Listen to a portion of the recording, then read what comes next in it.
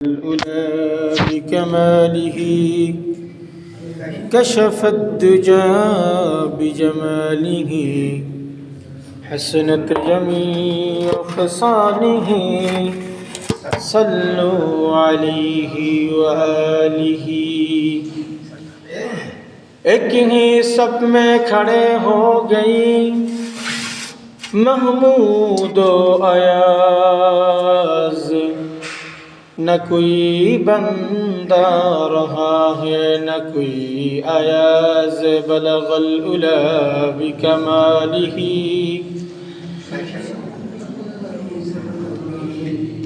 हसनत जमीउ खिसालिही सल्लु अलैहि व आलिही दरूद इब्राहिम पढ़ी अल्लाहुम्मा सल्लि अला मुहम्मद व अला आलि मुहम्मद कमा सल्लैता अला इब्राहिम व अला आलि इब्राहिम इन्नका हमीदुम मजीद अल्लाहुम्मा बारिक अला मुहम्मद व अला आलि मुहम्मद कमा बारकता अला इब्राहिम व अला आलि इब्राहिम इन्नका हमीदुम मजीद। मुअज्जज़ मुहतरम हज़रत उलमा कराम सामने उपविष्ट सर्वस्तरेर मुसल्लिन आज़म আমরা সর্বপ্রথম মহান আল্লাহ পাক সুবহানাহু ওয়া তাআলার আলিশান দরবারে কালিমাতুশ শুকর জ্ঞাপন করি যে রব্বুল ইজ্জাত অত্যন্ত মেহেরবানি করে আজকের এই পবিত্র জুমার দিনে পার্থিব জগতের সমস্ত ব্যস্ততাগুলোকে পিছে ফেলে রেখে মহান রবের আহ্বানে সাড়া দিয়ে আল্লাহর ঘর মসজিদে আসার মতো তৌফিক দান করেছেন। এজন্য সকলেই প্রাণ খুলে সেই মাহবুদের দরবারে শুকরিয়া জানাই, সকলে বলি আলহামদুলিল্লাহ। অসংখ্য দরুদ ও সালাম নাজিল হোক সেই বিশ্ব মানবতার মুক্তির দূত সৈয়দুল কাউনাইন খাতামান নবিয়্যিন আশরাফুল আম্বিয়া বিশ্বনবী জনাব মুহাম্মদুর রাসূলুল্লাহ সাল্লাল্লাহু আলাইহি ওয়াসাল্লামের উপরে। সম্মানিত উপস্থিতি, আমরা কোরআনুল কারীমের সূরা ফাতিহার অনুবাদ করতেছিলাম। গত সপ্তাহে আমাদের অনুবাদ এসে থেমে গিয়েছে ইহদিনাস সিরাতাল মুস্তাকিম সিরাতাল্লাযীনা আন'আমতা আলাইহিম গায়রিল মাগদুবি আলাইহিম ওয়ালাদ-দাল্লিন। বান্দা যখন পরিচয় দিল যে ইয়্যাকা না'বুদু ওয়া ইয়্যাকা নাস্তাঈন, আল্লাহ আমরা হলাম আপনার গোলাম, আপনার বান্দা, আপনার দাস, একমাত্র আপনারই ইবাদত করি, আপনার কাছেই সাহায্য প্রার্থনা করি, তখন আল্লাহ তাআলা কি বলেছিলেন যে প্রশংসা করলে আবার পরিচয়ও দিলে বুঝলাম, এখন চাও কি? চাওয়ার ভাষাটাও আল্লাহ রাব্বুল আলামিন আমাদের শিখিয়ে দিয়েছিলেন যে বান্দা এভাবে করে চাও, ইহদিনাস সিরাতাল মুস্তাকিম, যে আল্লাহ আমরা একটা সহজ সরল সঠিক পথ চাই, একটা রাস্তা চাই।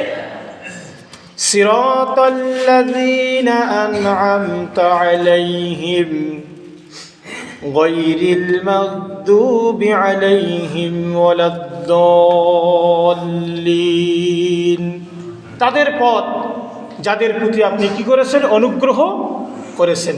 তাদের পথ নয় যাদের উপরে আপনার গোসা গজব নাজিল হয়েছে এবং যারা পথভ্রষ্ট হয়েছে, লাঞ্ছিত হয়েছে, তাদের পথ নয়। তো যাদেরকে আল্লাহ তাআলা অনুগ্রহ করেছেন এরকম লোকেরা ছিল 4 শ্রেণীর লোক: নবিয়্যিন, সিদ্দিকিন, শুহাদা, সালেহিন।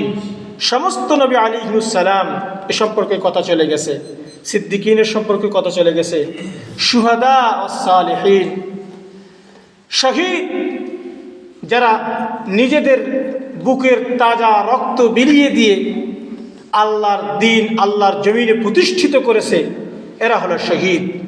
শহীদের বহু বচন হলো শুহাদা। এরপরে হলো সালিহিন।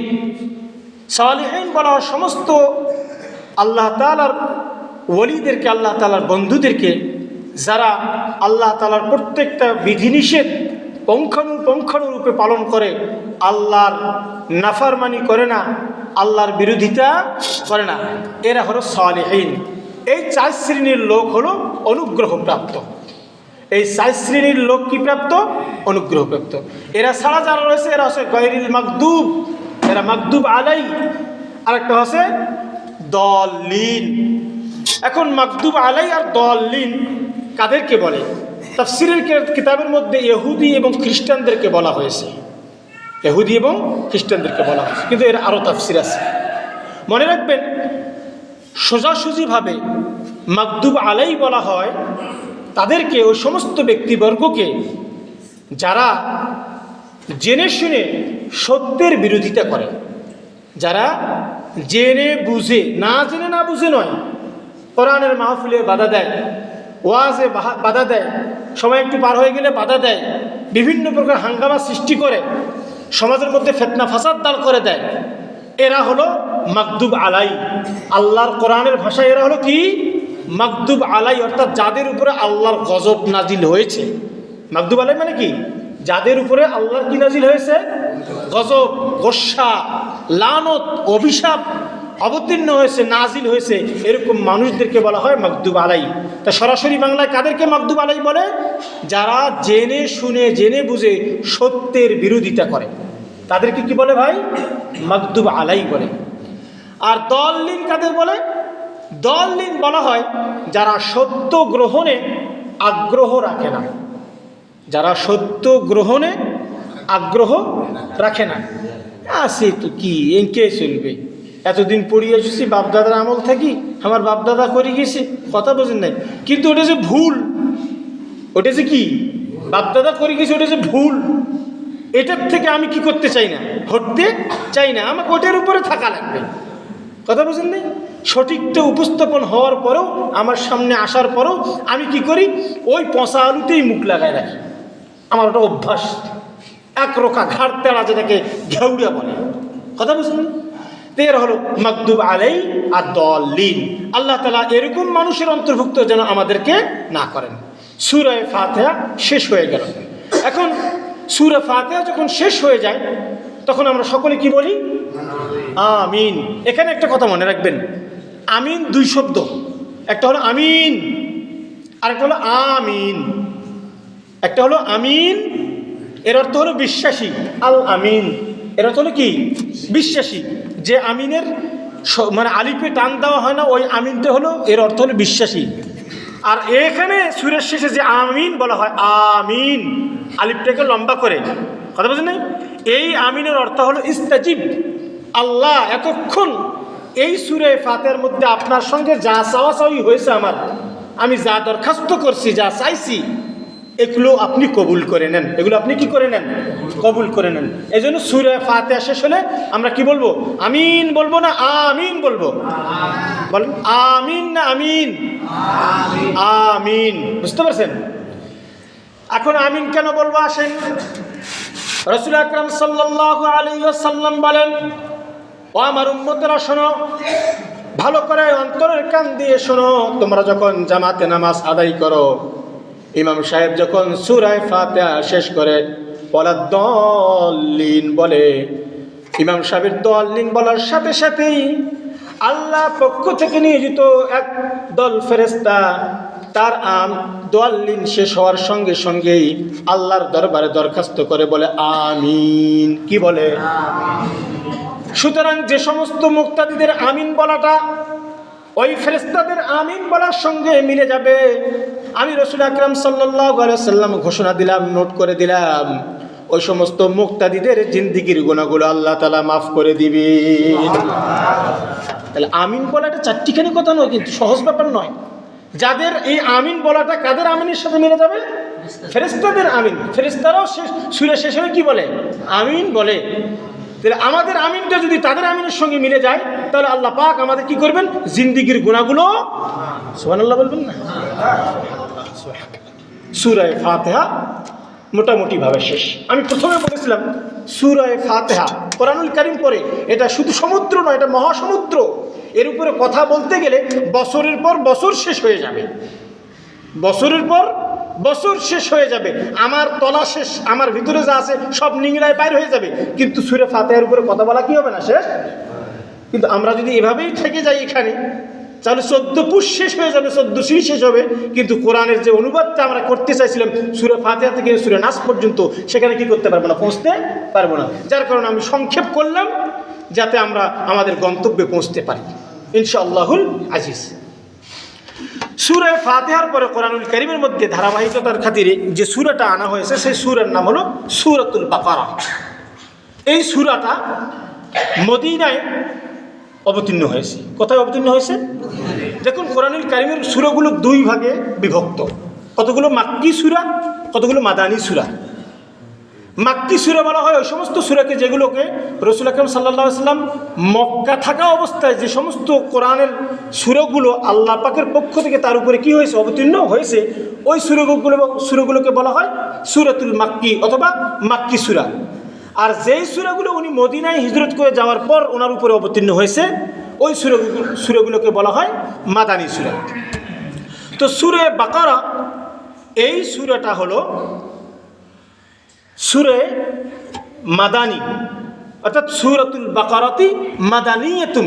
কোরআন শরীফ যারা পড়ে তাদেরকে এভাবে বলতে হয়, সূরাতুল বাকারাতি মাদানিয়াতুম বিসমিল্লাহির রহমানির রহিম। যারা আমরা কোরআন কারীম পাঠ করি, অনেকে তেলাওয়াত সিস্টেম জানি না, মনে রাখবেন আমরা যখন সূরা ফাতিহা শেষ করে কি পড়ব, সূরা বাকারা পড়ব, তখন এভাবে পড়ব, সূরাতুল বাকারাতি মাদানিয়াতুম বিসমিল্লাহির রহমানির রহিম বলি কি করব, সূরা শুরু করব। এই সূরার মধ্যে আপনার 40টা রুকু রয়েছে এবং 286টি আয়াত রয়েছে। এই সূরার নামকরণ করা হয়েছে সূরাতুল বাকারা। বাকারা এর আবিধানিক অর্থ হলো গাভী, গরু। বুঝেন না মনে হয়, চেনেন তো এই গরু। কেন এই গরুর নামে এই সূরার নামকরণ করা হলো? বনি ইসরাইলের একটা খুবই চাঞ্চল্যকর ঘটনা, একটা খুনের ঘটনা এই সূরার মধ্যে বর্ণিত হয়েছে। সময় আসলে আমি বলবো ইনশাল্লাহ, কথা বোঝেন নাই? তো ওই ঘটনাকে কেন্দ্রভূত করে এই সূরার নাম করা হয়েছে সূরাতুল বাকারা, গাভীর সূরা। কথা বোঝেন নাই? যেমন দেখেন, প্রত্যেকটা নামকরণের পিছনে একটা কারণ থাকে, প্রত্যেকটা নামকরণ করানোর পিছনে কি থাকে, যদিও বা এখন কারণ লাগে না, এখন দেখতে লাল টকটকা, কিন্তু নাম রাখছে কালামিয়ে, নাম রাখছে খাজিদুল কোবরা, জীবনে এক ওয়াক্ত নামাজও পড়ে না, নাম রাখছে এখন মোহাম্মদ, কিন্তু জুমার নামাজও পড়ে না, এরকমও দেখা যায় সমাজের ভিতরে। কিন্তু বাস্তবে নাম রাখার পিছনে একটা কারণ থাকে। যেমন আমি আমাদের গ্রামটা দিয়ে বলি, আপনাদেরটা বললে তো আপনাদের একটু খারাপ লাগে হয়তো। আমাদের গ্রামের নাম হলো মহেশপুর নসাইপাড়া, কিন্তু সবাই টাকে গাদাপাড়া। কথা বোঝেন নাই মনে হয়? চেনেন না গাদাপাড়া? চেনেন না? আরে কী করেন ভাই, বাংলাদেশ সুপ্রিম কোর্টে বাংলাদেশের আমাদের গাদাপাড়া নামে প্রসিদ্ধ, আর আপনারা চেনেন না এখানকার। এই গাদাপাড়া মুরব্বীদের কাছ থেকে শুনেছি ভূতের উপদ্রব ছিল খুব। তো ওনারা এই ভূতের উপদ্রব থেকে বাঁচার জন্য কার জানি পরামর্শে, এটা অবশ্যই বাস্তব কথা, যে গাধার আওয়াজ যত দূর যায় এবং তার পেশাবের যে একটা স্বাদ যত দূর যায়, এত দূরের ভিতরে ভূত জিনার থাকে না, এটা এত খারাপ, নিকৃষ্ট একেবারে। তো ওই ওদের উপদ্রব থেকে বাঁচার জন্য, তখন তো জনসংখ্যাও কম ছিল, অল্প কয়েকটা বাড়ি। শুনেছি আমাদের দাদিদের মুখ থেকে, এর মুখ থেকে, দিনের বেলা নাকি কে আসি ওই পিঠে টিটে ভাজলে এবারকে হাত ঢুকাই দেয়, বেড়া ফাঁক করে, মুখ এখান দেশমা, কথা বোঝেনি? তো এই উপদ্রব থেকে বাঁচার জন্য গাধা নিয়ে এসে পুষছিল। তখন থেকেই কিন্তু ওই গ্রামের নামকরণ করা হয়েছে কি পাড়া, গাধা পাড়া। তো এরকম প্রত্যেকটা জিনিসের পিছনে একটা নামকরণের ক্ষেত্রে একটা কি থাকে, কারণ থাকে। তো এই সূরার গাভী করে নাম রাখার কারণ হলো, এই সূরার ভিতরে বনি ইসরায়েলের গাভী সংক্রান্ত, হত্যা সংক্রান্ত একটি ঘটনা রয়েছে। সেই ঘটনাটাকে কেন্দ্রভূত করে এই সূরার নাম রাখা হয়েছে সূরাতুল বাকারা। আসুন, শুরু হচ্ছে সূরাতুল বাকারা। বিসমিল্লাহির রহমানির রহিম। পরম করুণাময়, অতীব দয়ালু মহান আল্লাহ তাআলার নামে আমরা কি করতেছি, আরম্ভ করতেছি। আলিফ লাম মিম। যারা পড়তে পারেন আমার সঙ্গে পড়বেন ইনশাআল্লাহ। যালিকাল কিতাবু লা রাইবা ফীহি হুদাল লিল মুত্তাকিন الذين يؤمنون بالغيب ويقيمون الصلاة ومما رزقناهم ينفقون صدق الله العظيم। এই সূরার শুরুতে তিনটে অক্ষর আছে, আলিফ, লাম, মিম। এরকম সূরা, বিভিন্ন সূরার শুরুতে এরকম যে অক্ষরগুলো আছে, এই অক্ষরগুলোকে বলা হয় হরুফে মুকাত্তিআত। এগুলোর অর্থ হয় না। দেখেন, ইয়াসিন, তহা, আলিফ লাম মিম সদ, যারা কোরআন পড়ে তারা বুঝবে। বিভিন্ন সূরার শুরুতে এরকম আছে, কাফ হা ইয়া আইন সদ হা মিম, কথা বলছেন নাই, নুন ওয়াল কলামি ওয়া মা ইয়াসতুরুন, এভাবে করে আছে। তো এই 29টা সূরার শুরুতে, কোরআন শরীফের 29টা সূরার শুরুতে এরকম কতগুলো অক্ষর আছে, যেই অক্ষরগুলোর অনুবাদ দুনিয়ার কোনো মানুষ জানে না, দুনিয়ার কোনো মানুষ জানে না। তাফসিরের কিতাবে এই অক্ষরগুলোর তাফসির করা হয়েছে এরকম করে, আল্লাহু ওয়া রাসূলুহু আ'লামু বিমুরাদিহি।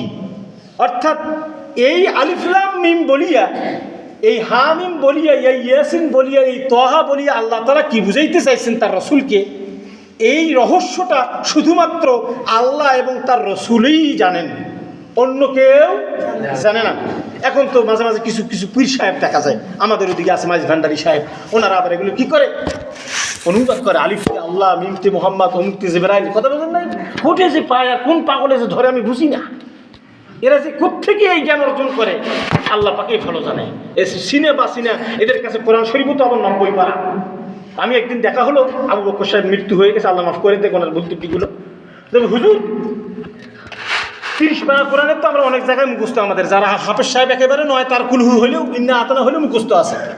তা আপনাদের আরও 60 পারা বাড়াইখন, তো ওই 60 পারা থেকে একটা আয়াত পড়ে শুনুন তো আমার কথা, বুঝলেন না? মানে কোরআন তো 90 পারা মানলাম, 90 পারায় বুঝলাম, কিন্তু এই 30 পারার বাইরে আর 60 পারা থেকে একটা আয়াত, বেশি নয়, গন্তব্য না পাবে গেলে ভেদের খাতা পাওয়া যাবে না। মানে কিসের খাত এটা, কেমন ভেদ যে কথা পাওয়া যায় না, যেটা আল্লাহর কালাম বান্দাকে শুনানো যায় না, এটা কেমন কালাম? আল্লাহ তো এটা তিবিয়ানাল লিকুল্লি শাই, আল্লাহ বলছে আমি তো গোপন রাখি নাই, সবগুলো একটা একটা করে খুলে খুলে তোমাদের সামনে বর্ণনা করে দিছি। তাহলে আপনার ওটা কেমন ভেদ আর কেমন কোরআন শরীফ যেটা মানুষের সামনে কি করা যায় না বলা? সবটাই ভণ্ডামি, পুরোটাই ভণ্ডামি ওদের ওগুলো, খবরদার, এজন্য ঈমান হারাবেন না। যাই হোক, আসুন তো এই যে কোরআনুল কারীমের শুরুতে, বিভিন্ন সূরার শুরুতে এই শব্দগুলো আছে, এগুলোর নাম জেনে রাখেন। এগুলোর নাম হলো হরুফে মুকাত্তিআত। এগুলোর নাম কি? হরুফে মুকাত্তিআত। আসছে যখন একটা তাবিজ দিয়ে যায় আপনাদের আজকে, এই যে হরুফে মুকাত্তিআতগুলোর খুব শক্তি আছে। খুব পাগল রুগী কিংবা আটপাগলা বা একেবারে জটিল রুগী যারা আছে, 40 দিন পর্যন্ত এগুলো যদি ওই যে আপনার কাঁচের প্লেটে, ও মেলামেন কি কয়, ওগুলো এক প্রকারের আছে, সাদা প্লেট পাওয়া যায়, ওগুলোতে জাফরান মিশ্রিত, মেশক আম্বর মিশ্রিত ইয়াদি লেখে খাওয়ানো যায়। তো ওলামা কেরাম লিখেছেন যে দুরারোগ্য ব্যাধিও এইগুলোর বরকতে কি হয়ে যায়, ভালো হয়ে যায়। আপনারা ট্রাই করতে পারেন। এখন আসুন, যালিকাল কিতাবু লা রাইবা ফীহি, শুরুতেই আল্লাহ তাআলা ঘোষণা করে দিয়েছেন এটা এমন একটা কিতাব, যে কিতাবের দরখাস্ত তোমরা সূরা ফাতিহায় করছিলা, কথা বলেন নাই? ওখানে দরখাস্ত করছো যে আল্লাহ একটা সঠিক পথ আমাদেরকে দেন। আল্লাহ তাআলা কি করছেন, ওই আবেদনের প্রেক্ষাপটে একেবারে 30 পারা কোরআনটা আমাদেরকে দান করে দিয়েছেন। তো আল্লাহ তাআলা বলতেছেন এটাই হলো সেই কিতাব, লা রাইবা ফীহি, আই লা শাক্কা ফীহি, অর্থাৎ যার মধ্যে সন্দেহের কোনো লেশ মাত্র নেই, সন্দেহের অবকাশও নেই। দুনিয়ার প্রত্যেকটা কিতাব, প্রত্যেকটা বই আপনারা খুলে দেখবেন একটা ভূমিকা থাকে লেখকের। ওখানে লেখক তার হাবিজাবি যা কিছু লেখার দরকার লেখে, খুব কষ্ট করে, সময় পাইনি, তারপরে অনুবাদ করছি, লিখছি। এরপরেও যদি আমরা আপ্রাণ চেষ্টা করা সত্ত্বেও যদি কোনো ভুল ত্রুটি থাকে, আপনাদের পাঠকদের দৃষ্টিগোচর হয়, আমাদেরকে জানাবেন। আমরা পরবর্তী সংস্করণে কি করব, ওটা সংশোধন করে নিব। প্রত্যেকটা বইয়ের মধ্যে এটা লেখা আছে, আপনারা ভূমিকা খুলে দেখবেন। কিন্তু রব্বুল আলামিন তিনি এমন বড় রব, তিনি যে স্বয়ংসম্পূর্ণ, তিনি যে মুস্তাকিল বিজাত, এটা বোঝানোর জন্য বলে দিয়েছেন, বান্দারে আমি এমন একটা কিতাব তোমাদেরকে দিয়ে দিলাম যে কিতাবের মধ্যে লা রাইবা ফি, কোনো সন্দেহ নেই, কোনো ভুল নেই। কথা বোঝেন নাই? আল্লাহ তাআলা বলে দিলেন হুদাল লিল মুত্তাকিন। এই কিতাবটা, নির্ভুল কিতাবটা কাদের পথ নির্দেশ করবে, কাদেরকে রাস্তা দেখাবে? যারা মুত্তাকি হবে। এই যে সূরা বাকারা এর 15 নম্বর আয়াত পর্যন্ত এখানে 3 শ্রেণীর লোকের, 1 থেকে 15-এর মধ্যে 3 শ্রেণীর লোকের আলোচনা করা হয়েছে। প্রথমে মুমিনদের, এরপরে কাফেরদের, এরপরে মুনাফিকদের চরিত্র তুলে ধরা হয়েছে। একটা একটা করে ইনশাআল্লাহ ক্রমান্বয়ে আসবে। আল্লাহ তাআলা তৌফিক দিলে আমি বলার চেষ্টা করব ইনশাআল্লাহ। ভাই ওটার টাইম ঠিক আছে? 1 মিনিট কম বেশি। আফজাল ভাই কিছু বলবেন আজকে? যদি বলেন তাহলে আমি শেষ করে দেবো, আর সামনে এগোবো না। তো এই কথাটা বলে শেষ করি। হুদাল লিল মুত্তাকিন, এই কিতাবটা রাস্তা দেখাবে কাদেরকে? মুত্তাকিদেরকে। মুত্তাকি কারা? আল্লাযীনা ইউমিনুনা বিল গায়বি ওয়া ইউকিমুনাস সালাতা ওয়া মিম্মা রাযাকনাহুম ইউনফিকুন। মুত্তাকিদের কিছু গুণ, কিছু কোয়ালিটি আল্লাহ তাআলা এখানে তুলে ধরেছেন। 1 নম্বর গুণ হলো আল্লাযীনা ইউমিনুনা বিল গায়ব, যারা অদৃশ্যে ঈমান আনে, দেখে নাই এমন বস্তুর প্রতি কি আনে? ঈমান আনে, বিশ্বাস করে। আল্লাহ দেখছি, জান্নাত জাহান্নাম দেখছি, নবী দেখছি, এই কোরআন বাদ দিয়ে আগের আসমানি কিতাবগুলো অনেকগুলো আছে, ওগুলো দেখছি? দেখিনি। এরপরও আমরা কি করে নিছি? বিশ্বাস করেছি। তো আল্লাহ তাআলা বলতেছেন মুত্তাকি যারা হবে এদের প্রথম কোয়ালিটিটাই হলো এরা অদৃশ্যের উপরে কি করবে? বিশ্বাস স্থাপন করবে।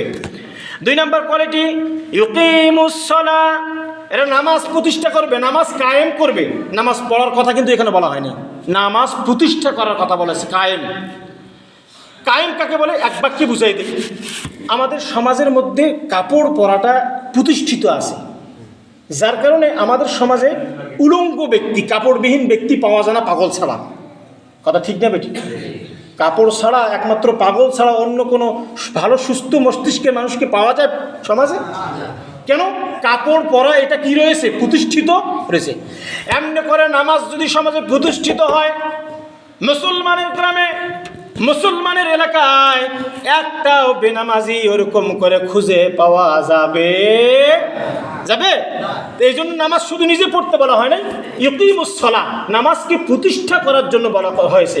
তুমিও পড়ো, তোমার বাচ্চাকেও শিক্ষা দাও, তোমার বিবিকেও দাও, তোমার পরিবারের আর যারা আছে তাদেরকেও দাও, এরপরে গ্রামের মধ্যে, এরপর তোমার এলাকায়, তোমার রাষ্ট্রে, সব জায়গায় তুমি নামাজ প্রতিষ্ঠিত করো। আল্লাহ তাআলা আমাদের সকল ভাইকে এই যে মুত্তাকিদের যে গুণাবলীগুলো রয়েছে এগুলো অর্জন করে পূর্ণাঙ্গ ঈমান এবং পূর্ণাঙ্গ ইসলামের উপরে অটল থেকে জিন্দেগি যাপন করার মতো তৌফিক দান করুন। সকলে বলে আমিন। ও আখিরি দাওয়ানা আলহামদুলিল্লাহি রাব্বিল আলামিন।